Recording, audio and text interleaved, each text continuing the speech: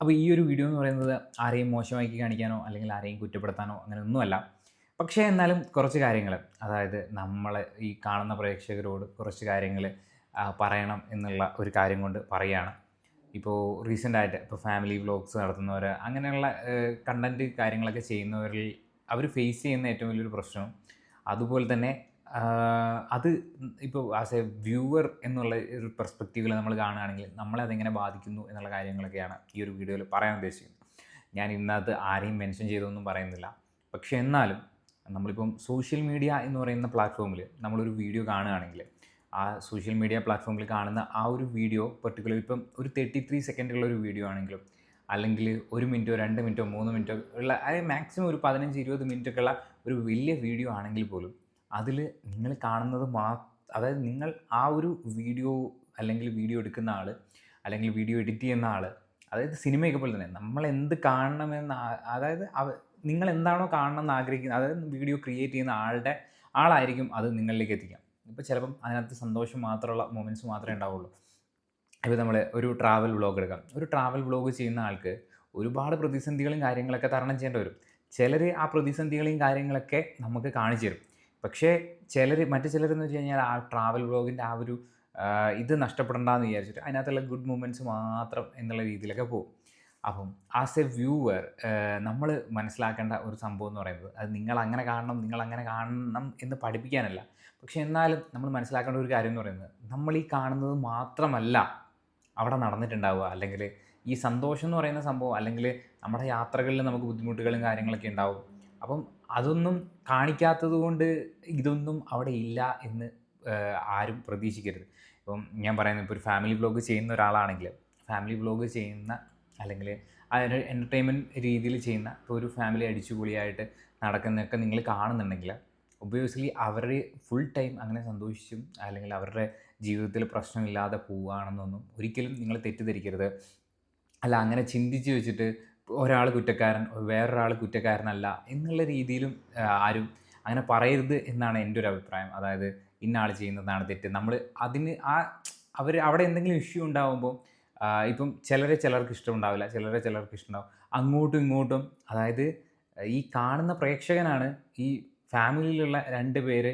Ultimately അവരവസാനം അവർക്ക് ഇപ്പം നമ്മളിപ്പോൾ കുടുംബത്തിലുള്ള ആൾക്കാർക്കൊക്കെ ഒരു പരിധിയൊക്കെ ചിലർ മാത്രമേ ഒരു പരിധിയൊക്കെ കഴിഞ്ഞ് ഭയങ്കര കച്ചറ കൂടി പോകുന്നുള്ളൂ. ബാക്കി ചിലരൊക്കെ എന്ന് വെച്ച് കഴിഞ്ഞാൽ അത് എങ്ങനെയായാലും ഒരുമിച്ച് പോകേണ്ട ആൾക്കാരായിരിക്കും. പക്ഷേ ഈ ഒരു കമൻറ്റിൻ്റെ ഒരു പ്രശ്നം എന്ന് പറഞ്ഞു കഴിഞ്ഞാൽ, ഈ ഒരു കമൻറ്റും കാര്യങ്ങളൊക്കെ വരുമ്പോൾ 2 ചേരിയായിട്ട് ആൾക്കാരൊക്കെ മാറുകയാണ്. ഇന്ന ആൾ ചെയ്തതാണ് ശരിയെന്ന് ഒരു കൂട്ടം പറയും, ഇന്ന ആൾ ചെയ്തതാണ് എന്ന് വേറൊരാൾ പറയും. അപ്പം ഒബ്വിയസ്ലി ഇത് വായിക്കുന്ന ആ ക്രിയേറ്റർ ആണെങ്കിലും അവർക്കും അങ്ങോട്ടും ഇങ്ങോട്ടും പിന്നെ ഒരിക്കലും ഒരുമിക്കാൻ പറ്റാത്ത രീതിയിലേക്ക് കാര്യങ്ങൾ പോവും എന്നുള്ള രീതിയിലൊക്കെ ഞാൻ പലപ്പോഴും ഇതാക്കിയിട്ടുണ്ട്. അതായത് ഈ അല്ലെങ്കിൽ ഈഗോ എന്നും പറയാൻ പറ്റില്ല. ഈ പ്രശ്നം ഇങ്ങനെ വഷളായി വരും. പക്ഷേ കാണുന്നവർ മനസ്സിലാക്കേണ്ടത് എല്ലാ കുടുംബവും, ഇപ്പം നമ്മുടെ കുടുംബത്തിലാണെങ്കിലും എല്ലാ കുടുംബത്തിലും ഈ ഒരു പ്രശ്നങ്ങളും കാര്യങ്ങളൊക്കെ ഉണ്ട്. പക്ഷേ ഈ ഒരു സോഷ്യൽ മീഡിയ ക്രിയേറ്റേഴ്സ് ആകുമ്പോൾ അല്ലെങ്കിൽ ലൈഫ് സ്റ്റൈൽ വ്ളോഗ്സ് കാണിക്കുന്ന സമയത്ത് എന്താണ് മെയിൻ ഇഷ്യൂ എന്ന് പറയുന്നത്, ഇപ്പം അവരെ 2 ദിവസം വീഡിയോയിൽ കണ്ടില്ലെങ്കിൽ, ഇപ്പം നമ്മൾ സ്ഥിരമായിട്ട് വീഡിയോയിൽ കാണുന്ന 2-3 പേരെ ഇത് വീഡിയോയിൽ കണ്ടില്ലെങ്കിൽ ഒബ്വിയസ്ലി നമ്മളിങ്ങനെ ചോദിക്കും, നിങ്ങൾ അവർ തമ്മിൽ തെറ്റാണോ എന്നുള്ളൊരു ചിന്തയും കാര്യങ്ങളൊക്കെ വരും. അത് സഹജമാണ്. ഇപ്പം ഞാനിപ്പോൾ 2-2.5 വർഷത്തോളമായിട്ട് ഷോർട്ട് വീഡിയോ ക്രിയേറ്റ് ചെയ്യുന്ന ഒരു ക്രിയേറ്ററാണ്. ഞങ്ങളുടെ ഷോർട്ട് വീഡിയോസിൽ അത്യാവശ്യം വ്യൂവർഷിപ്പും കാര്യങ്ങളൊക്കെ ഉണ്ട്. എൻ്റെ അനിയത്തിയാണ് ഡ്രോയിങ് ചെയ്യുന്ന വീഡിയോസും കാര്യങ്ങളും ചെയ്യുന്നത്. ഞാൻ ആ വീഡിയോ എടുക്കുന്നു, അതിന് ഇടയ്ക്ക് ഞാൻ ആ വീഡിയോയിൽ വരുന്നു എന്നുള്ള രീതിയിൽ.